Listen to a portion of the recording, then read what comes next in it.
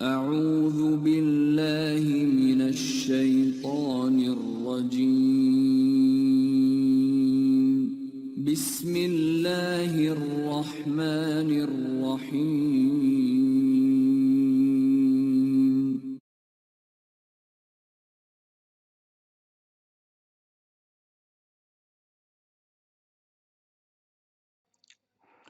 औज़ुबिल्लाहिमिनश्शैतानिर्रजीम बिस्मिल्लाहिर्रहमानिर्रहीम।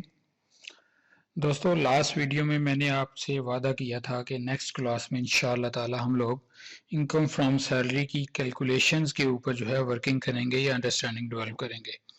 तो आज इंशाअल्लाह ताला जो हमारा टॉपिक है that is income from salary, calculation of tax या calculation of taxable salary and the tax liability of there of.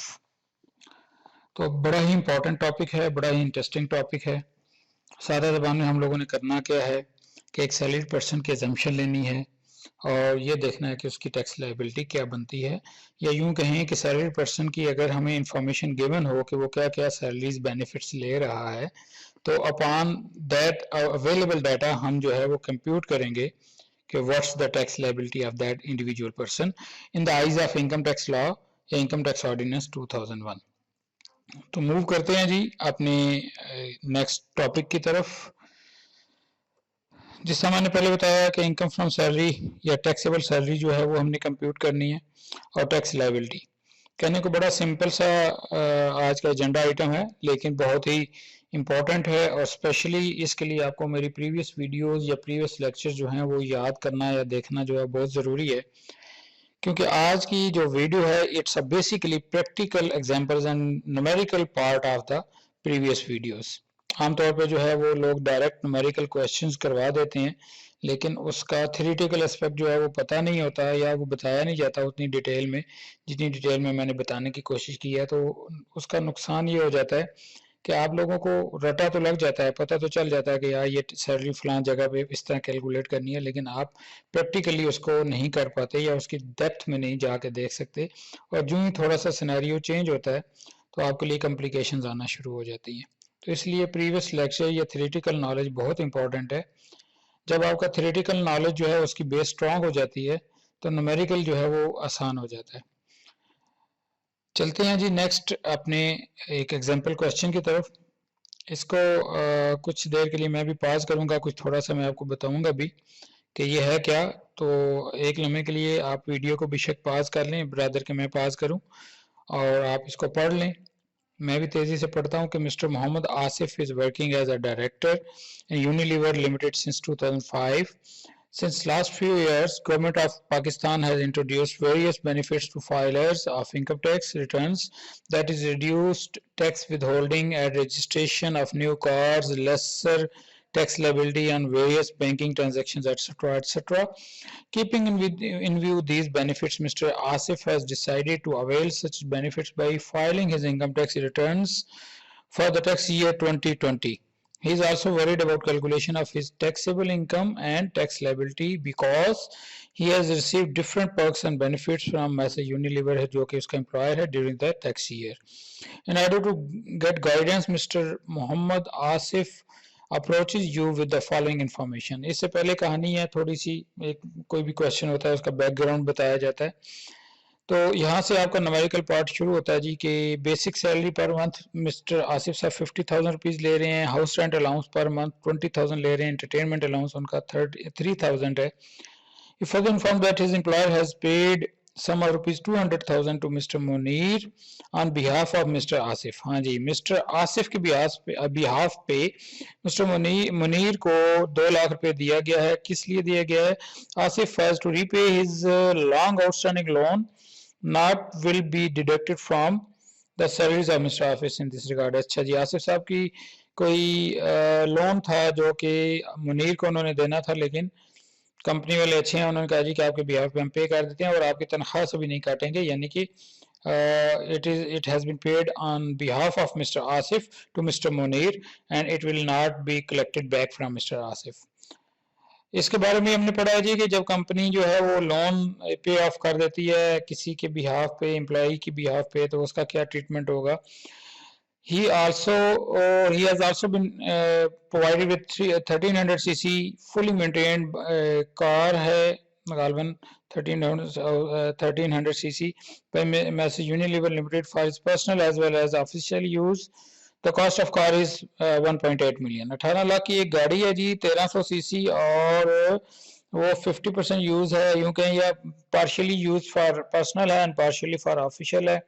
आपको रिकॉल करना है, मैं भी आगे सोल्यूशन में बताऊंगा कि इसके साथ क्या सलूक करेंगे हम, इसका ट्रीटमेंट क्या होगा।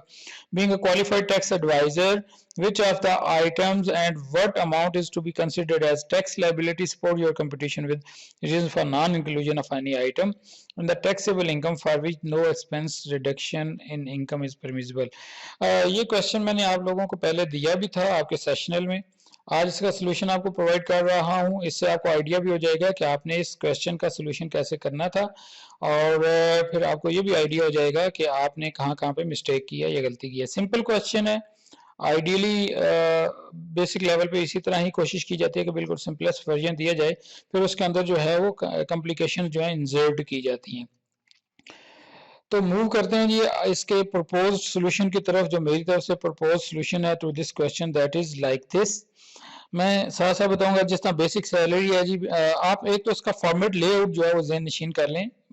आमतौर पे जो है एग्जाम पर्सपेक्टिव से आजकल तो वैसे सॉफ्टवेयर आ चुके हैं, आप लोगों के आईएएस के थ्रू जो है वो टैक्स कैलकुलेट हो जाता है प्रैक्टिकल लाइफ में, लेकिन ये है कि जब आप प्रैक्टिकल खुद क्वेश्चन को अटेम्प्ट करेंगे तो आपको पता चल जाता है कि ये सॉफ्टवेयर कैसे इसको कंप्यूट करता है, उसकी बैक एंड जो कैलकुलेशंस है वो आपको मतलब जो है याद दहानी हो जाती है या उसकी याद आ जाती है या आपकी लॉन्ग टर्म मेमोरी में चली जाती है। खैर, इसकी प्रेजेंटेशन ज़हन में रखनी है। सबसे पहले जो असेसी होता है या टैक्स पेयर होता है उसका नाम, फिर कौन सी स्टेटमेंट या क्या चीज़ करने जा रहे हैं, इनकम टैक्स कंप्यूटेशन हो रही है जी, और पीरियड कौन सा है विच इज़ बीइंग कवर्ड। एक अकाउंटिंग के लिए, अकाउंटिंग के स्टूडेंट के लिए ये जो चीज़ है, ये जो टॉप हेडिंग है, ये नॉर्मल चीज़ है, आमतौर पर वो इस तरह ही इसको पेश करते हैं। कोई भी फाइनेंशियल स्टेटमेंट या कोई भी किसी किस्म की रिपोर्ट तैयार कर रहे हो तो वो उसको अकॉर्डिंगली हेडिंग देते हैं, क्योंकि हेडिंग से पता चलता है किसी भी रीडर को कि ये इन्फॉर्मेशन जो हम पढ़ने जा रहे हैं, ये जो रिपोर्ट पढ़ने जा रहे हैं, ये क्या चीज़ है। खैर, फिर आपने ये बताना है जी कि इनकम फ्रॉम सैलरी सेक्शन 12 के तहत हम इसको कंप्यूट कर रहे हैं। सेक्शन 12 में बताया है, 12, 13, 14 मेन सेक्शंस हैं, इसके साथ रूल्स भी हमने पढ़े। कुछ चीज़ें जो है वो आप लोगों से मैंने शेयर भी कर ली हैं, वेब पे भी अवेलेबल होती हैं कि हमारा टैक्स रेट क्या है, और मैंने ग्रुप पे भी आप लोगों से शेयर कर लिया हुआ है। खैर, चलते हैं जी। 50,000 रुपये उसकी मंथली सैलरी थी, 12 महीने की 6 लाख रुपए वो तनख्वाह सारी की सारी टैक्सेबल होगी, क्योंकि आपको याद हो गया सेक्शन 12 में क्या बताया था कि all salaries and allowances are taxable except otherwise an exemption is provided in the income tax ordinance. तो बेसिक सैलरी के ऊपर कोई एग्जम्पशन नहीं है, सारी की सारी टैक्सेबल है। हाउस रेंट के हवाले से जो हाउस रेंट है वो सारे का सारा टैक्सेबल है, लेकिन अगर फैसिलिटीज होगी तो वहां पे 45% और 30% की बात जो है वो मैंने बड़ी डिटेल में बताई है। खैर, चूंकि ये सिंपलर वर्जन है, नेक्स्ट में जो है मैं एक आध फैसिलिटीज या पर्क्स को भी ऐड करूंगा। यहाँ पर आगे चलें जी, यहाँ पे भी एक पर्क्स तो एडेड ही है, entertainment allowance, that is 100% taxable, 3,000 रुपये इंटू 12, 36,000। और लोन पेड बाय एम्प्लॉयर, मैंने जैसा आपको बताया था कि any amount which is paid by the employer on behalf of employee or nothing that will be taxable as reduced by the amount contributed by the employee। यहाँ पे employee की तरफ से कोई कंट्रीब्यूशन नहीं है, सारे का सारा जो है वो एम्प्लॉयर ने दिया है, तो 100% जो है टैक्सेबल हो जाएगा। अगर इसमें से 50,000 रुपया से फॉर एग्जांपल आसिफ साहब अपने पास से डालते, 2 लाख का टोटल लोन होता तो 1.5 लाख रुपया टैक्सेबल हो जाता। खैर, इसके बाद जो यहाँ पे कॉम्प्लिकेशन डालें या थोड़ा सा ट्विस्ट डाला हुआ इस क्वेश्चन के अंदर, that is value of vehicle. तो इनकम टैक्स रूल्स में परक्विजिट्स की वैल्यूएशन का बताया मैंने आपको, आपने लास्ट वीडियो लेक्चर्स में भी बताया है कि अगर व्हीकल 50% यूज हो रही हो पर्सनल पर्पसेस के लिए एंड 50% यूज हो रही हो फॉर ऑफिशियल पर्पसेस के लिए, तो कॉस्ट ऑफ द व्हीकल का 5% आपने टैक्सेबल करना है। वेयर एज अगर 100% ही आपकी जो है वो पर्सनल यूज में हो तो 10% of the cost of the vehicle will be taxable. तो यहाँ पे 50% या यूं कहें कि partially for personal use and partially for the official use है, तो 18 लाख का 5% जो है वो 90,000 बनेगा। तो ये सिंपल सा एक सोल्यूशन बन जाता है जी। 600,000 प्लस 2,40,000 प्लस 36,000, 2 लाख एम्प्लॉयर का लोन जो एम्प्लॉयर ने पे किया एम्प्लॉय के बिहाफ पे, एंड 90,000 जो है व्हीकल की वैल्यू को, पर्क्स को हमने जो है बेसिकली फाइनेंशियल टर्म्स में ट्रांसलेट किया। तो इन दिस वे इसकी जो टोटल टैक्सेबल सैलरी बनती है आसिफ साहब की, दैट इज 1.166 मिलियन या 11,66,000 रुपए। यहां तक तो मैंने लास्ट आपको बताया हुआ है। अब इसके बाद अगला पार्ट पे चलते हैं। अगला पार्ट जो है वो है आप लोगों ने कंप्यूट करना है what is the taxable liability. अगर आप लोग गूगल पे सर्च भी करें या फिर मैंने आप लोगों से शेयर भी किया हुआ है कि what's the tax rates for a salaried individual, तो उस बेसिस पे हम अगर उस स्लैब रेट को यूज करें तो हमारे पास जो है इसका टैक्स लायबिलिटी कंप्यूट करने का बड़ा ही सिंपल वे आ जाता है। फर्स्ट स्लैब में आप देखते हैं कि टैक्स लायबिलिटी अप टू 600,000 यानी 6 लाख रुपए तक टैक्स लायबिलिटी क्या है, नील।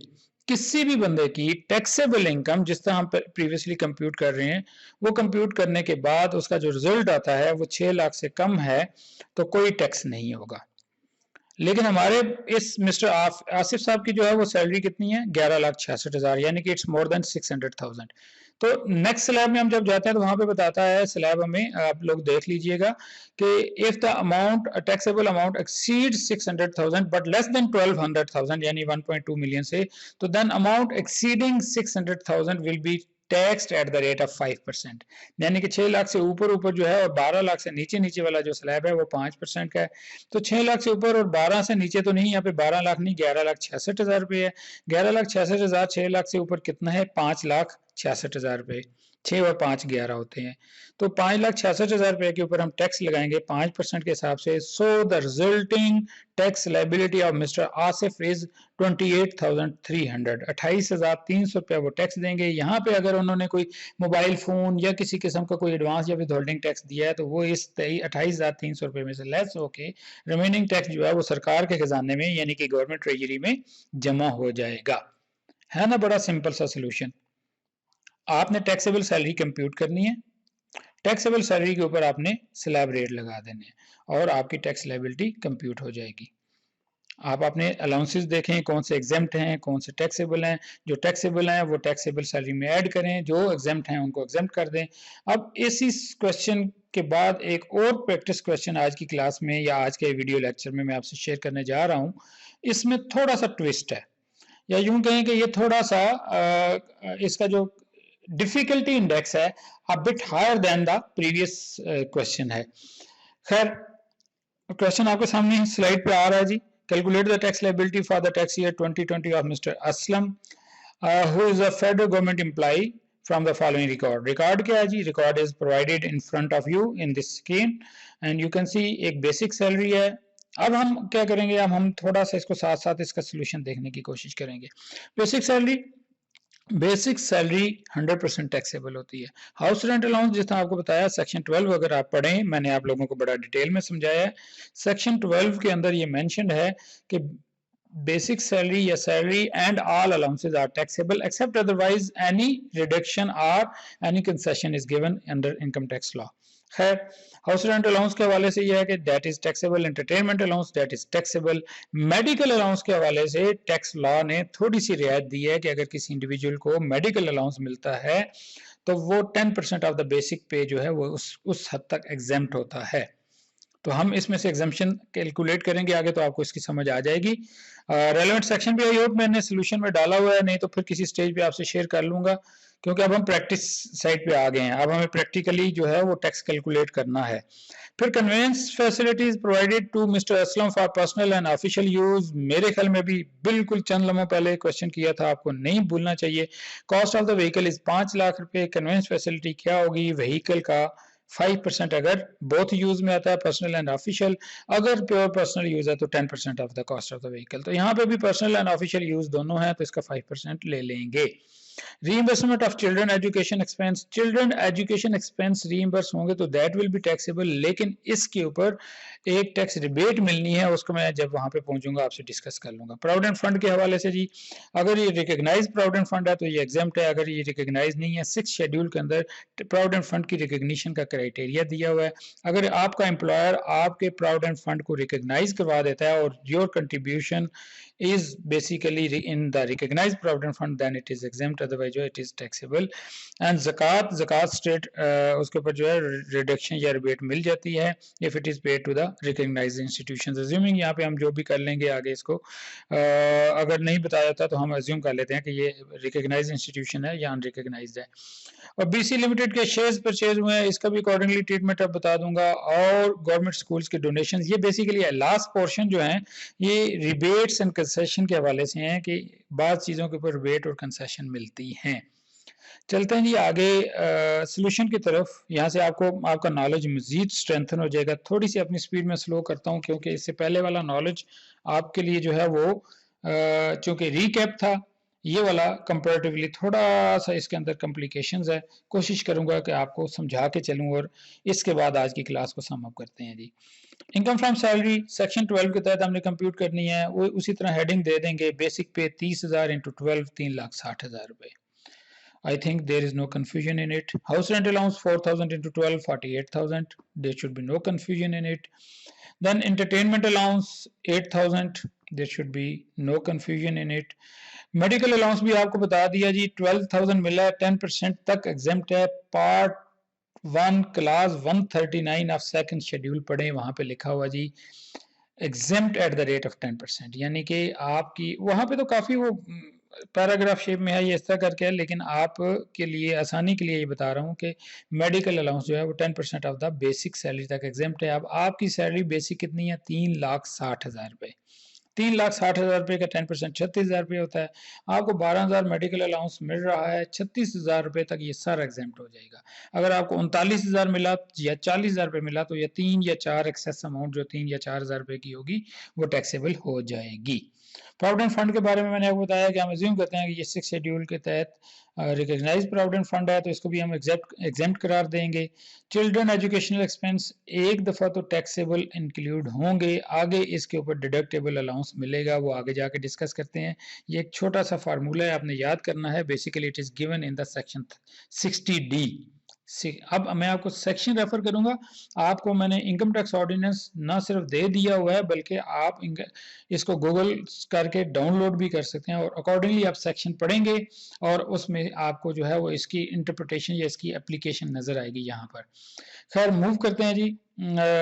चिल्ड्रन एजुकेशन एक्सपेंस बता दिया आपको 15,000 सारा टैक्सेबल हो जाएगा, लेकिन इसके ऊपर एक डिडक्टेबल अलाउंस मिलेगा, आपको डिडक्शन मिलेगी, एक अलाउंस मिलेगा या रिबेट मिलेगी. यूं के ये सारे का सारा जब 3,60,000 48,000 और 8,000 प्लस 15,000 को ऐड करेंगे तो 4,31,000 is your income from salary या टैक्सेबल इनकम फ्रॉम सैलरी, जो भी इसको नाम दे दें. 4,31,000 रुपये. अब इसमें सबसे पहले आप क्या करते हैं? डिडक्टेबल अलाउंस जो है वो लेस करते हैं. हमेशा टैक्सेबल सैलरी उसमें से आपने पहला काम क्या करना है? डिडक्टेबल अलाउंस लेस करना है. डिफरेंट अलाउंसेस होते हैं, जिस तरह मैंने आपको बताया. अगर आपने एजुकेशनल कोई एक्सपेंसेस किए हैं, यानी आपने अपने ऊपर या बच्चों के ऊपर कोई एजुकेशनल एक्सपेंसेस किए हैं, ट्यूशन फीस वगैरह दी हैं, तो सेक्शन 60D जो है वो आपको इस फार्मूला के तहत लेसर ऑफ द 3 आइटम्स, कोई 3 आइटम्स हैं जो मैं आपको अभी बयान करने जा रहा हूँ, उनमें से जो सबसे कम होगा उसको आपने जो है वो आगे जाके रिड्यूस कर देना है. 5% ऑफ द ट्यूशन फी. कितनी ट्यूशन फीस थी? 15,000 रुपए. ये आपके पास ऊपर नजर आ रही है, मैं जरा कर्सर ले जाता हूँ वहां पे, ये वाली, ये 15,000. इसमें से आप इसका 15,000 का 5% लेंगे 750. आप इसको साइड पे रख छोड़ेंगे 750 को. Then 25% of the taxable income आपकी कितनी है? 4,31,000. इसका 25% लेंगे तो 1,07,750 आएगा. और ₹60,000 पर चाइल्ड, यानी कि 5,000 रुपया पर मंथ एक बच्चे का. Whichever is less. ठीक है जी, whichever is less this will be as deductible allowance. अब 750, 60,000 या 1,07,750 में से सबसे कम कौन सी है? 750 रुपये. तो 750 रुपये आप 4,31,000 रुपये इसमें एक लेस कर देंगे. सेक्शन 60 को आप पढ़ें तो ज़कात जो है ये भी एक डिडक्टेबल अलाउंस है. स्ट्रेट वे इसको भी डिडक्ट कर देंगे. 4,31,000 रुपये में से 750 के साथ साथ 500 रुपये भी निकल जाएंगे. तो आपकी taxable income after deductible allowances कितनी हो जाएगी? 4,31,000 माइनस 750 माइनस 5,000 इक्वल्स 4,25,250। अब आपने 4,25,250 रुपए पे टैक्स कंप्यूट करना है। जरा गौर करें कितनी टैक्स लायबिलिटी इसके ऊपर बनेगी। बड़ी सिंपल सी चीज है, मैंने आपको बताया, अगर आपने टैक्स रेट्स को या फर्स्ट शेड्यूल के अंदर जो part 1 division 1 of the first schedule है उसको अगर स्टडी करें, मैंने आप लोगों से ग्रुप पे शेयर भी कर लिया हुआ है और नेट पे बड़ा इजीली अवेलेबल है टैक्स रेट्स, उसको आप देखेंगे तो 6 लाख रुपए तक टैक्सेबल अगर आपकी इनकम है तो that is exempt from tax. तो यहाँ पे 4,25,000 रुपए है तो बात क्या हुई? It is exempt from tax, इसके ऊपर कोई टैक्स नहीं होगा। लेकिन अगर ये टैक्सेबल होता, यानी ये 4,25,000 ना होता, ये 10,25,000 होता या इस तरह कोई और अमाउंट होती, तो फिर हम इसके ऊपर टैक्स कंप्यूट करते स्लैब रेट्स के ऊपर, जो आपका टैक्स पेएबल होता यहां तक, उसमें से फिर आपने अगला काम क्या करना होता है, आप टैक्स क्रेडिट्स देते हैं डिफरेंट मद में या डिफरेंट हेड्स में। एक हेड क्या है? चैरिटेबल इंस्टीट्यूशंस डोनेशंस का अंडर सेक्शन 61 और इन्वेस्टमेंट का अंडर सेक्शन 62। सेक्शन 61 और 62 पढ़ें तो आपको पता चलेगा कि अगर चैरिटेबल डोनेशंस जो आप करते हैं तो उसके ऊपर भी आपको टैक्स क्रेडिट मिलता है। अगर आप किसी कंपनीज के अंदर इन्वेस्टमेंट करते हैं तो उसके ऊपर भी आपको टैक्स क्रेडिट मिलता है। शेयर्स के अंदर अगर आप इन्वेस्टमेंट करेंगे, आपके क्वेश्चन के अंदर ये दोनों चीजें गिवन हैं, लेकिन लकीली आपको, बल्कि अनलकीली कहना चाहिए कि आपको ये रिबेट नहीं मिल सकती, क्योंकि आपने ऑलरेडी ही जो टैक्स नहीं देना, आपकी कोई टैक्स लायबिलिटी ही नहीं है। खैर, अगर ये टैक्स लायबिलिटी होती तो उसमें ये रिबेट कैसे कंप्यूट करते, ये जरा देखें आप कि आपने करना क्या है। सबसे पहले ये डिटरमिन करना है जी कि donation to the government school कितना है? 2,500 रुपए। इसके ऊपर आप टैक्स क्रेडिट कैसे मिलेगा, इसके लिए फार्मूला है A/B मल्टीप्लाइड बाई C। आपने याद कर लेना है इस स्लाइड को, बेशक जब भी जिस वक्त भी आपको जरूरत पड़े इसको रिवर्स करें, इस टॉपिक को, इस वीडियो को, और इसको बार बार सुने, इसको पॉज करें, इसको डाइजेस्ट कर लें, इसको हजम कर लें। A/B multiplied by C। Now question arises, what is A, what is B and what is C? A is the amount of tax before credit, ठीक। B is the taxable income and C is the lesser of the donation or 30% of the taxable income, whichever is less. अब अगर आप देखें A तो tax before credit कितना है? वो 0 है। यहाँ पे आप जो मर्जी फिगर पुट कर दें, 0 के बजाय A डाल दें। मसलन 0 के बजाय आपका टैक्स से फॉर एग्जांपल जो आप 50,000 रुपये होता है तो यहाँ पे 50,000 डाल दें। आपने फिगर्स पुट करनी है, लेकिन आपको पता होना चाहिए कि ए का मतलब क्या है। B is what? B is the taxable income, यानी कि दिस 4,25,000 एंड सी इज, यानी ए टैक्स बिफोर क्रेडिट, यहाँ पे जो अमाउंट होगी डिवाइडेड बाई ये इसकी परसेंटेज है एक तरह से, मल्टीप्लाइड बाई सी। सी किस से मल्टीप्लाई करना है आपने, यानी उस परसेंटेज को किसके साथ मल्टीप्लाई करना है? Lesser of the taxable income, sorry 30% of the taxable income, lesser of the donation और 30% ऑफ द टैक्सेबल इनकम। अब आपका जो 30% of the lesser of donation क्या है जी? डोनेशन इज 2,500 और टैक्सेबल इनकम आपकी कितनी है? वो है ही वैसे ही 0 है, सॉरी 4,25,000। 4,25,000 का 30%, आपने 4,25,000 का जब 30% लेना है तो वो अमाउंट जो है वो कोई आ जाएगी 12,000 समथिंग, लेकिन डेफिनेटली उसमें से 2,500 रुपये जो है दैट इज लेसर अमाउंट।